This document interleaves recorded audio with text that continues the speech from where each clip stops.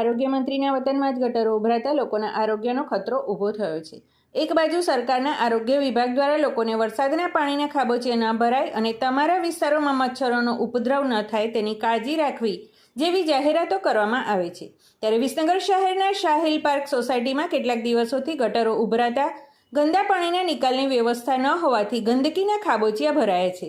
જેને કારણે સ્થાનિક રહીશોમાં નગરપાલિકાના વહીવટ સામે ભારે આક્રોશ જોવા મળી રહ્યો છે।